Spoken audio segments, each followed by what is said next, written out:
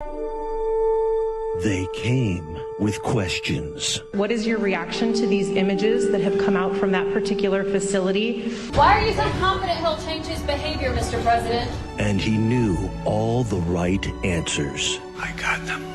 $1.9 trillion relief so far. A Hammer and Sickle production.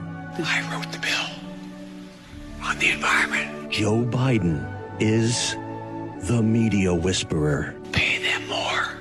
So we have a president that literally is talking about nuclear war with its own people, but some people are happy he's not saying mean things on Twitter.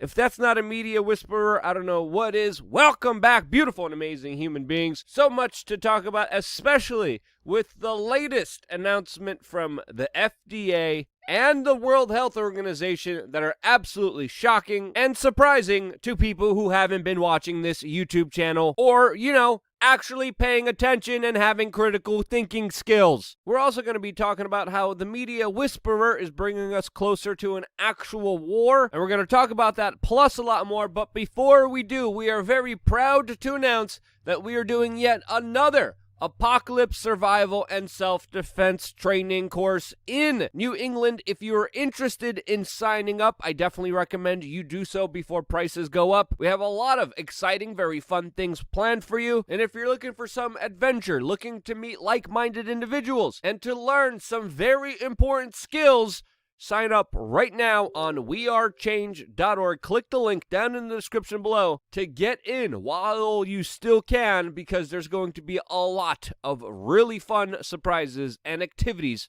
for everyone participating in this event. These events are very fun, and I look forward towards seeing everyone there. And now, jumping into the main news stories for today. In yesterday's video, we talked about a little bit about how the case against WikiLeaks founder Julian Assange has been crumbling, especially with the latest information highlighting how the U.S. government worked directly with a liar who did unspeakable things to children that set up Julian Assange and WikiLeaks. Today, Edward Snowden tweeted in relation to this news, quote, "This is the end of the case against Julian Assange, and when looking at all the information, it absolutely should be, and the fact that the Biden administration is still continuing to pressure this whistleblower, this media organization, is a massive travesty of injustice." Julian Assange mainly exposed a lot of evil wrongdoings within government that the public would never know if it wasn't for WikiLeaks publishing information. One of the main things that they published was documents related to the U.S. war machine efforts, which exposed a lot of absolute evil when it came to expose what happened at Guantanamo Bay, what was happening within the State Department, what was truly happening in Afghanistan, and how routinely journalists and civilians were casualties of these larger military-industrial complex efforts that lied about what actually happened to them. Because of WikiLeaks, we were able to find out what happened to them, and now that same war machine is in full swing, especially with the latest announcement from the Biden administration that it just ordered airstrikes in Iraq and Syria that specifically targeted Iranian-backed militants after, quote, alleged unmanned aerial vehicle attacks. Now, these latest attacks by the Biden administration didn't get a lot of media coverage. They definitely do deserve a lot more, since there's no congressional approval of this latest very aggressive military action by Biden that acted when there was no imminent threat to the United States or its civilians. U.S. Congressman Justin Amash tweeted, quote, "There's no legal authorization for U.S. troops to be in Iraq or Syria. Bring them home and stop bombing people under the guise of self-defense." And we have to understand here, a lot of the information is absolutely very murky. The U.S. is saying that they needed to carry out these attacks to go against, quote, militias that used facilities to launch alleged unmanned drone attacks on U.S. troops. This is as tensions between the United States and the Iranian government have been building up, as of course the Iranian government just elected a new president of its country who is being described as a, quote, hardliner. This will only, of course, increase tensions in the region, which people have to start asking themselves, why are we in there? What is the purpose? What benefit is it to the American people to keep giving the military-industrial complex trillions of dollars with absolutely no results at all? Afghanistan should literally look like fricking Dubai right now with all of the trillions of dollars that was spent allegedly liberating and rebuilding it, and it's still a desolate crap hole that has been made worse by U.S. intervention. Also, it was very interestingly to see the media coverage of this particular attack, if there was even any, as CNN regurgitated military-industrial complex PR talking points rather than actually do some real journalism, when of course previously the mainstream media in some part criticized his predecessor, who was essentially doing the same thing. Really interesting how no matter who's in office, even a man with little to no cognitive function, that the policies still remain the same. Makes you really wonder what's going on here. As of course, this latest aggressive military action by the United States also highlights another conflict that the Biden administration wants to fight domestically, of course, against his chief political opponents that they're to question the legitimacy of the state. The Biden administration is even planning on making an app that will help people snitch on their neighbors or loved ones if they were able to get some information that was not approved by the mainstream media. If people move away from the agenda, from the narrative, Biden's going to want you to report them to this new app that will, quote, help local law enforcement combat dangerous ideologies. Again, the language here by the White House is being extremely vague. Who are these people that they're looking for? What are the exact examples of them? Well, they don't have that. They just have PR talking points that could be interpreted in many different ways, as of course they're going after a massive power grab that will destroy your civil liberties even further than they already are destroyed. And as Biden sets his sights on his political opponents, cities are spiraling into chaos with massive, huge spikes of violence and random attacks that only keep escalating and becoming more and more deprived. Don't worry, that kind of violence, that of course is tolerated, obfuscated, and even in some instances promoted. And while all of this is happening, what are mainline establishment journalists concerned about? Well, according to a Daily Beast journalist, normal life is a horror movie for him, as he is expressing sight of terror after seeing kids not wearing masks in malls. Yeah, I'm not kidding you. This is what some of the thought leaders of our society are expressing. And we're going to talk about masks in just a little bit, plus a lot more. But before we do, we also want you to go check out LukeUncensored.com. We're going to be doing a very special video today for all of our members, talking about issues that, of course, we cannot discuss here, since if we did, we would be in some major hot water. Important video coming out today, LukeUncensored.com. Lots of important information coming out later on today. Now, just jumping into our main topic, you've seen the advertisements everywhere, whether it's billboards, the radio, the TV.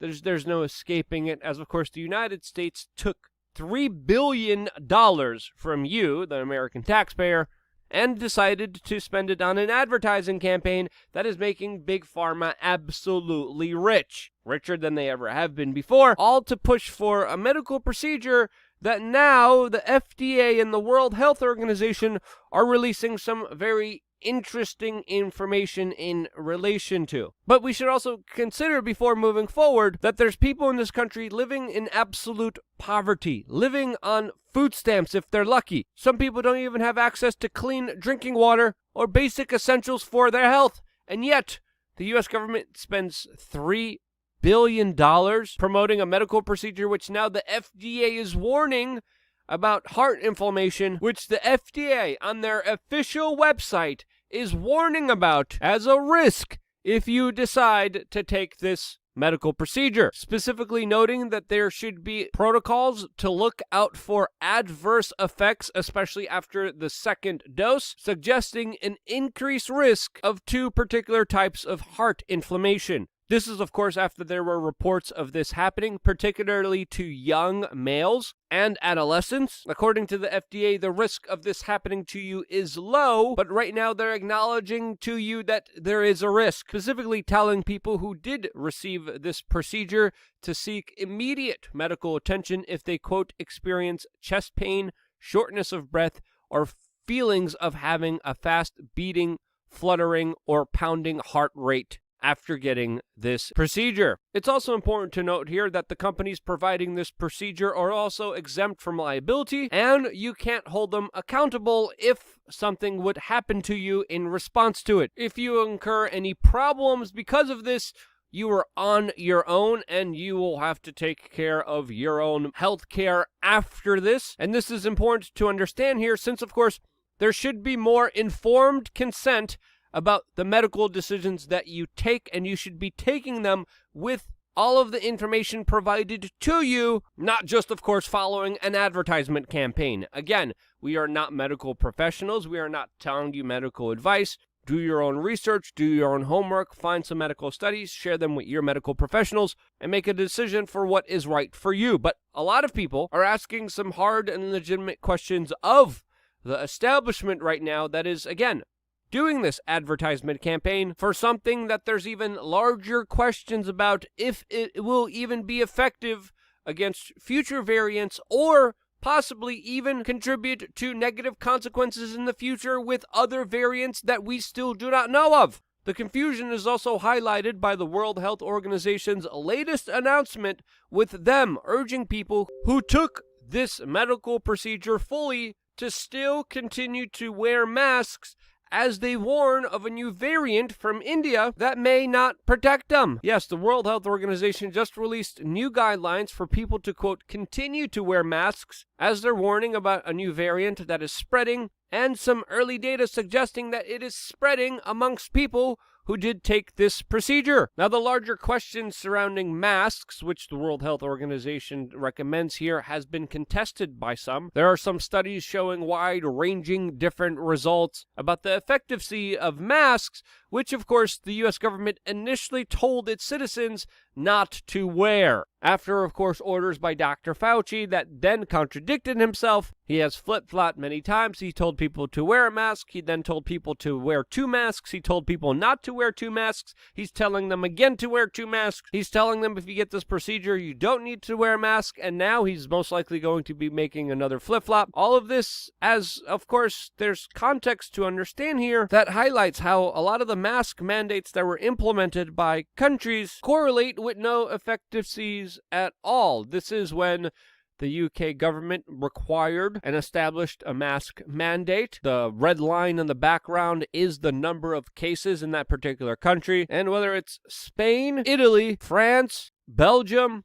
Germany, Austria, the preliminary data suggests that there's absolutely no correlation between these restrictive mandates and lockdowns, and especially the mask mandates, with any kind of vital effect on what's going on here. This, of course, was information collected by Tom Woods. I was just hanging out with him at PorcFest, great guy, and highlighting a lot of the information that, of course, we're not privy to on the mainstream media. Now, with the World Health Organization once again recommending masks and social distancing protocols once again, I think it's very fair to ask here, what in the world's going on here? There's been other government officials that are saying that these social distancing and mask mandates should continue indefinitely. And to me, especially looking at the data, that is absolutely absurd. The preliminary data only suggests that this is hurting people in unspeakable ways and having no effect at all, especially when you look at the larger cases of Florida and Texas. So what's going on here? Well, that's a question that's very difficult to answer in one cohesive sentence.